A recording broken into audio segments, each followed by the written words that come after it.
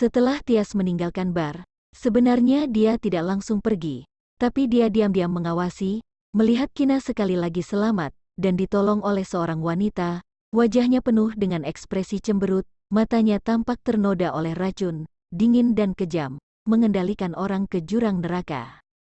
Dia dengan kuat menggigit bibir, mencengkeram dengan kuat.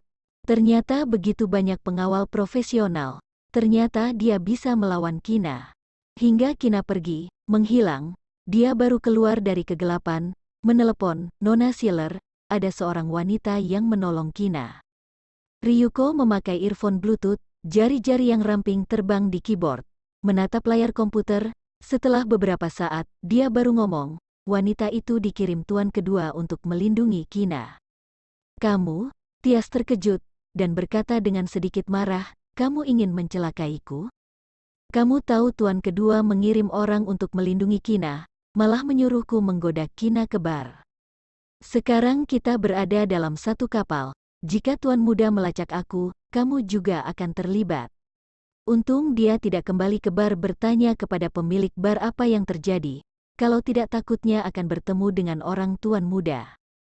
Jangan banyak cerita denganku, kalau kamu ingin mengundurkan diri aku tidak akan menahanmu. Masalah hari ini jika kedapatan tuan muda, aku akan menanggung sendiri. Suara halus Ryuko tenggelam, lagi pula banyak wanita yang ingin bersama tuan ketiga Okto. Aku tidak sudi bekerja sama denganmu.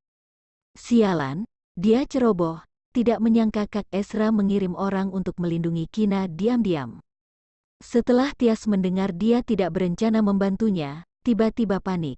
Bukan, Nona Sealer, aku tadi takut kedapatan tuan muda.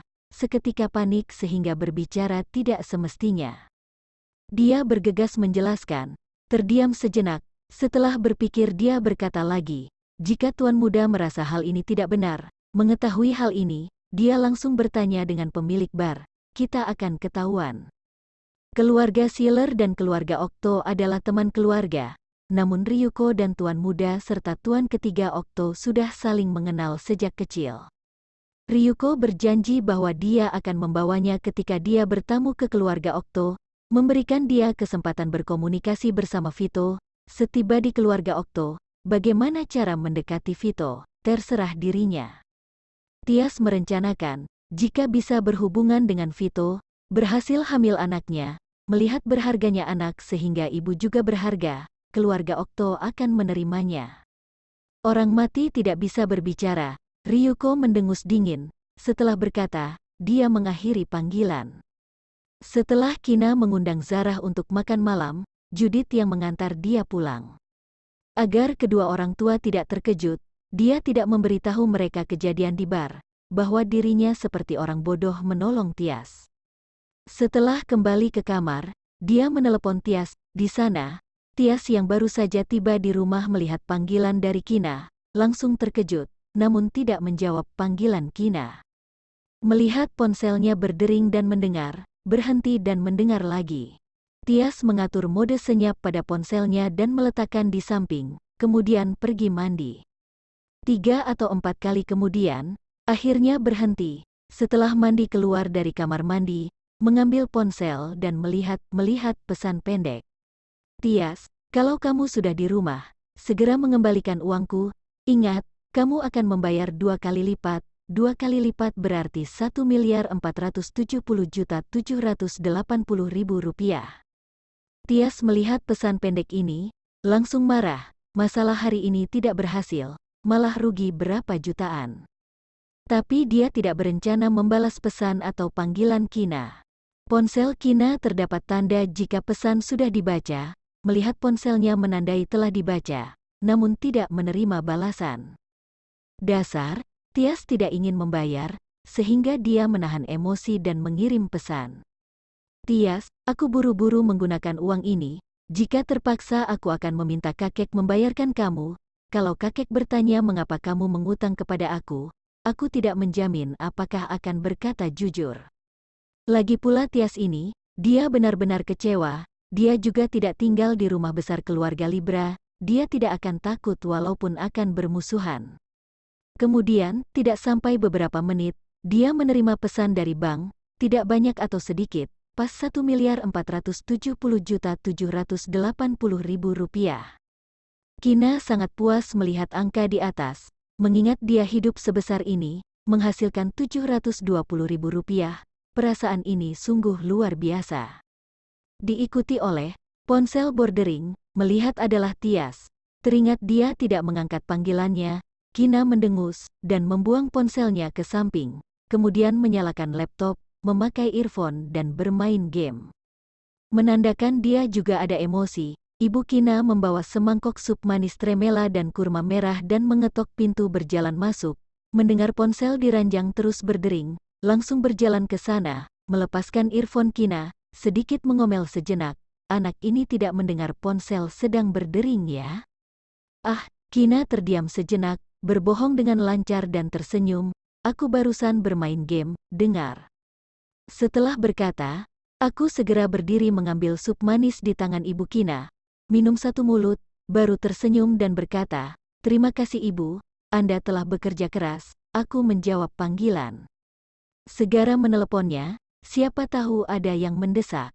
Setelah Ibu Kina berkata, dia keluar dari kamar, mengembalikan ruangan pribadi dia.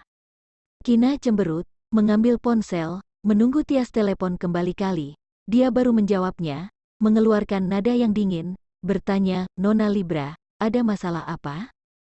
Kina, sialan kamu tidak mengangkat panggilanku. Tias tidak tahan, marah dan berkata, takut Kina menelepon kakek menagih uang, dia segera mentransfer yang kepada Kina, ingin menelepon dia, ternyata Kina tidak mengangkat panggilannya.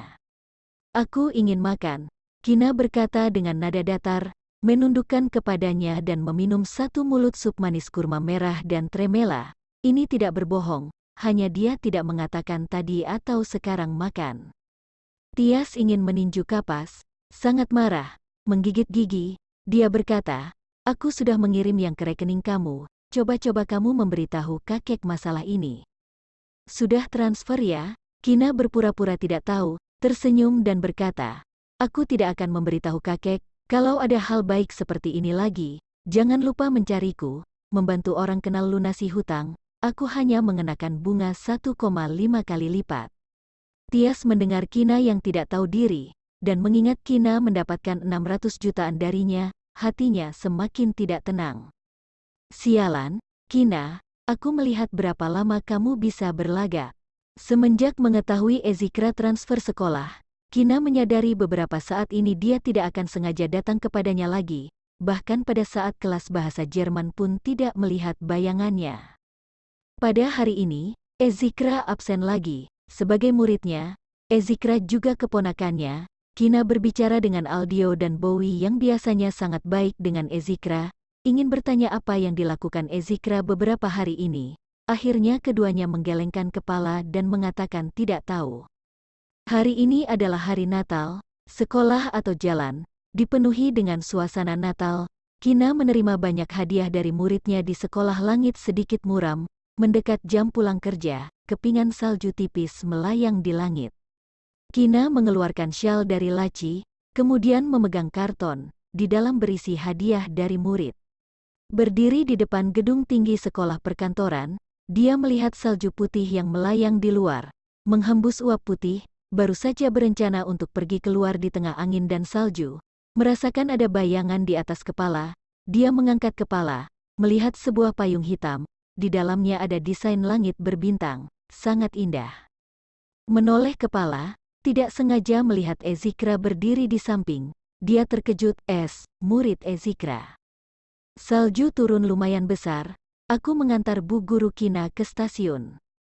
Ezikra berkata dengan pelan, satu langkah ke depan, melihat Kina tetap berdiri di tempat, dia terhenti, menolehkan kepala melihatnya. Tidak masalah. Terima kasih, Kina menolak.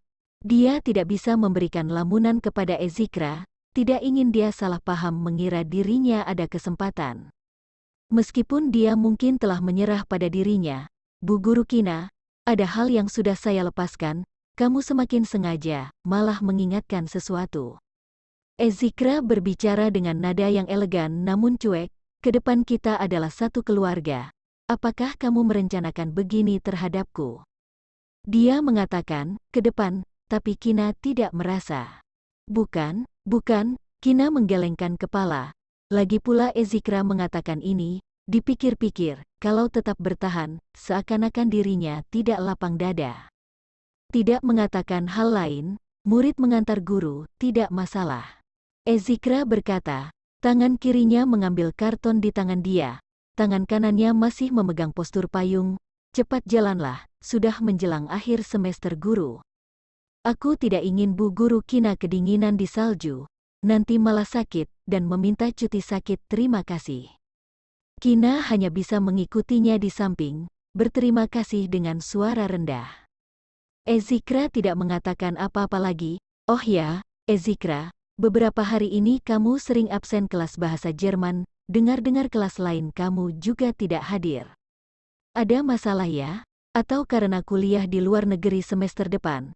Tapi menurut guru melakukan sesuatu harus ada awalan dan pengakhiran, walaupun tidak banyak waktu di semester ini, tapi juga tidak boleh membuang waktu.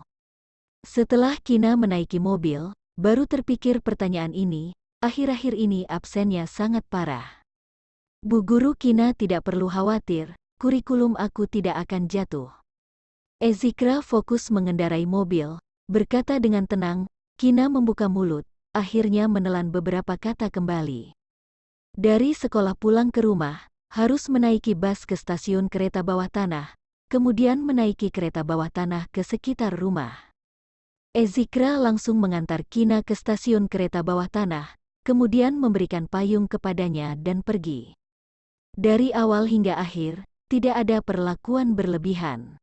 Sesampai di rumah, melihat orang tua sengaja berdandan, seperti akan keluar. Kina, aku pergi jalan-jalan bersama ayahmu. Malam ini tidak pulang ke rumah, makan malam atur sendiri ya. Ibu Kina tersenyum dan berkata, tidak menunggu Kina menjawab, langsung menarik suami keluar. Kina murung, ini adalah ayah dan ibu kandung, membiarkan dia sendirian di rumah. Berduaan pergi bermesraan, malam tidak pulang. Tapi dari dalam hati, dia merasa senang untuk orang tuanya dengan susah payah menjaga dia hingga tumbuh besar, sekarang dia sudah dewasa, mereka sudah seharusnya menikmati hidup. Tidak enak memasak makan malam satu orang, jadi Kina memasak semangkok mie ayam pedas, kemudian foto dan sebarkan ke sosial media, berpura-pura menyedihkan dan berkata, ayah dan ibu kandung bermesraan di hadapanku dan keluar menikmati masa berduaan yang romantis, anak yang tidak diurus di malam Natal, tersenyum. Tidak menyangka Ezra masih seminggu lagi baru kembali, walaupun tahu bahwa dia harus mementingkan pekerjaannya, tapi tidak dapat melewati Natal bersamanya, hati Kina merasa sedikit kehilangan. Setelah makan malam, sekalian mencuri piring, kemudian kembali ke kamar menonton. Beberapa saat kemudian, ponsel berdering, suami, melihat waktu, pukul 8:10, hari ini mengapa begitu cepat menelepon? Membuatnya merasa sedikit kejutan. Kina, selamat hari Natal. Panggilan terhubung, tidak menunggu dia selesai berbicara, mendengar seorang pria memberkati di sana. Selamat hari Natal, Ezra. Kina berbaring di sofa, tersenyum dengan manis dan berkata. Meskipun dia tidak dapat menemaninya, tapi mendengar suaranya, kata-kata pemberkatan darinya, dia merasa cukup.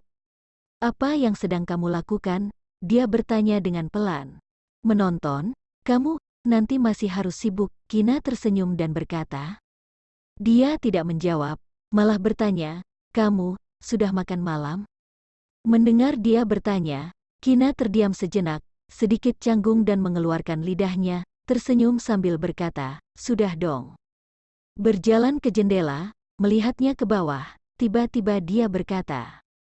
Kina mendengar katanya, tiba-tiba teringat sebuah cerita. Sepasang pasangan pria menelepon pacarnya, menyuruhnya melihat ke arah jendela, kemudian bertanya apa yang dilihat. Pacar menjawab tidak melihat apa-apa, jadi pria berkata, lihatlah keluar jendela, itu adalah tanah untukmu. Tapi dia masih curiga dengan hati yang bimbang, berdiri dan berjalan keluar jendela, menarik gorden, tapi tidak membuka jendela. Melihat ke bawah, tidak melihat hal yang berbeda, hatinya sedikit kecewa. Dia menguatkan diri bercanda dan bertanya, "Kenapa? Mau memberiku hadiah Natal? Tidak tahu bisa dibilang iya atau tidak." Setelah berkata beberapa menit, Kina melihat keluar kaca jendela, samar-samar melihat sebuah mobil Land Rover perlahan terparkir di depan pintu rumah Kina. Hatinya sedikit bersemangat, namun sedikit gugup dan takut. Bagaimana dia menahan kegugupan, suaranya sedikit bergetar dan bertanya. Kemudian, melihat pintu mobil Land Rover perlahan terbuka, lampu di pintu rumah Kina sedikit kabur, tapi Kina masih bisa melihat bayangan seseorang yang sangat dikenal dalam angin salju. Dia menutup mulut, pikirannya kosong tidak dapat berkata. Merasa kelopak matanya sedikit panas, "Aku ke atas menjemputmu, atau kamu turun?" Ezra mengangkat kepala dengan pelan. Tatapannya melihat ke arah kamar jendela Kina, bertanya, "Aku, kamu benaran datang?" Kina sedikit terkejut dan tidak percaya. "Iya," dia menjawab dengan singkat dan tegas.